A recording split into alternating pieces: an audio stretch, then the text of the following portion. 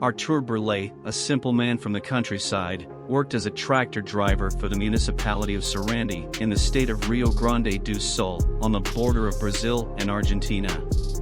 Despite his limited education, he spoke some European languages because he was descended from German immigrants who had come to Brazil fleeing war.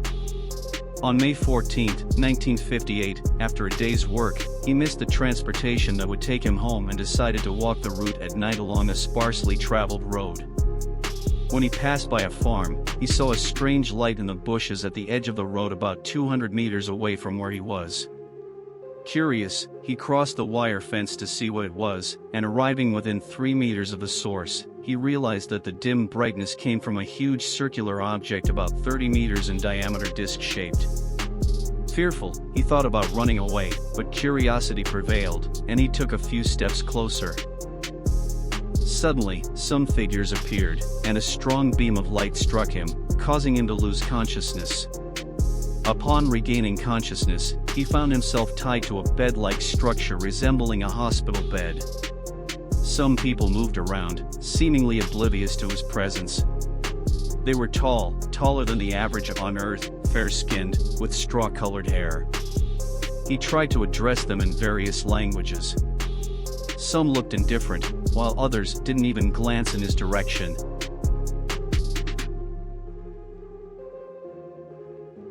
Shortly after, Burley was untied by 2 individuals, and he was always supported because he felt very weak. The men led him through several rooms to an exit door. Surprised, he realized that the spacecraft was landed on solid ground, in a strange city. He then felt great discomfort. He had the impression that he had lost half of his weight and that his shoulders had increased in size. Supported by the 2 crew members, he exited the disk and was led on foot through a street with tall buildings of varied and intensely luminous colors until they reached a large building, where they entered. There, he was fed with a kind of meat and bread. They tried to establish a conversation with him, but they couldn't understand each other. Burley spoke to them in Portuguese, Spanish, Italian, and German. When he spoke in the latter, one of the individuals at a table showed great joy and said, "Deutsch?" With an acceptable dialogue established, the individual led him to another building. There, Burley took a bath in water as light as gas and put on new clothes. They then explained to him that he was abducted by mistake because they thought he was a farmer. Since the planet was at risk of food scarcity and overpopulation, the knowledge of a farmer would be very useful. Artur indeed observed that the food was very poor.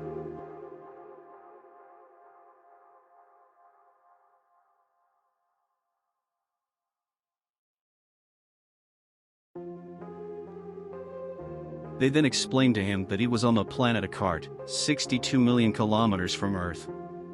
Akart has no natural satellites, and the climate is always cold. The cities resemble ours, but the streets are reserved for pedestrians only. At night, the streets don't require lighting due to the glow of the walls.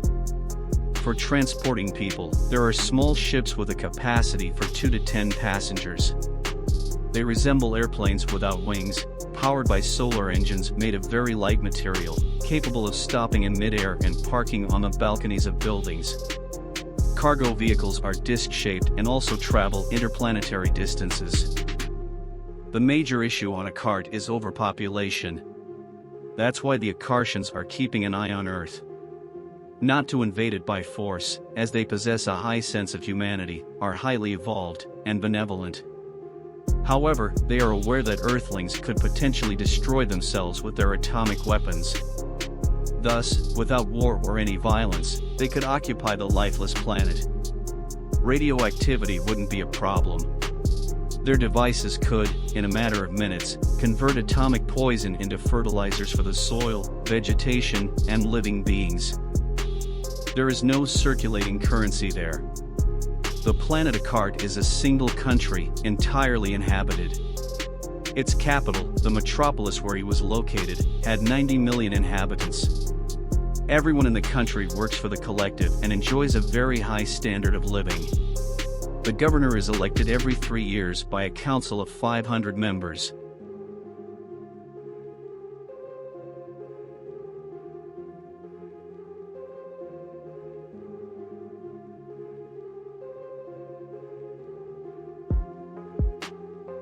On the way back, the journey was more pleasant. They entered the spaceship and gave him a pill to withstand the magnetic turbulence zones, and the spacecraft dropped Artur 5 kilometers from his home 8 days after capturing him. The account of Artur Burley was published in the book UFOs, From Utopia to Reality, A Real Journey to Another Planet in Brazilian Portuguese, first released in the 1960s. In his original text written in 1958, the author precisely describes a video call on a device with a glass screen of about 10 inches, a technology that only emerged many years later. He also depicted the Earth as blue, having seen it from the spaceship's window years before NASA took the first space photo of our planet. In Burley's manuscripts, produced in 1958 across its 422 pages, there is an account of historical and scientific events that have been discovered over more than 6 decades, as well as events that may still occur. What do you think? Prophet? Seer?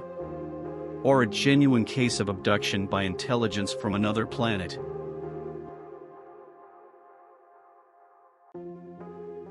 These and other cases are showcased here on the Mystery Machine channel.